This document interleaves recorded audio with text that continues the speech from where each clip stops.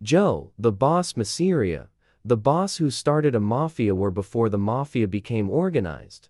There was a man whose handshake could seal a deal or a death sentence. His name is Joe, the boss Masseria. His ambition ignited one of the bloodiest mob wars in American history, the Castellammare War. Welcome to Mafia Crime Tales. Joe Masseria was born in 1886 in Mafia, Sicily. He arrived in America like thousands of others, seeking a better life. When Prohibition began in 1920, liquor was outlawed, but money flowed like never before, and Masseria seized it. By 1922, he had taken over what was once the Morello crime family. A rival emerged from the Sicilian town of Castellammare del Golfo. His name was Salvatore Maranzano. By 1930, their rivalry split the underworld in two.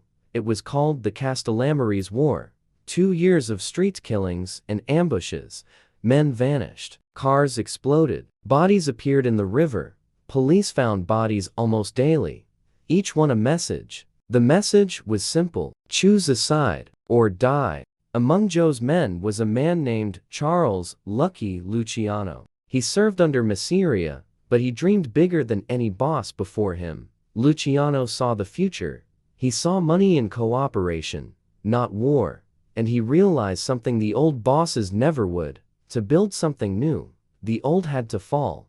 By April 1931, the walls were closing in on Joe. He didn't know it yet, but the deadliest betrayal was coming from his own table. On April 15, 1931, Masseria and Lucky Luciano sat at Nuova Villa Tamaro, a restaurant in Coney Island. They talked business, laughed, drink, and playing cards. Then Luciano excused himself to the restroom. Moments later, the door opened and gunfire echoed through the air. 4 bullets found their mark on Joe Masseria. He slumped forward, still holding his playing cards, and his revolver lay by his hand, unfired. Luciano met with Maranzano, and they divided New York into 5 powerful families and formed the Commission to prevent future wars. Joe Masseria was buried at Calvary Cemetery in Queens. No grand funeral, no crowd of mourners. In the end, his blood became the ink that wrote the rules of organized crime. The 5 families, the Commission, the Code of Silence,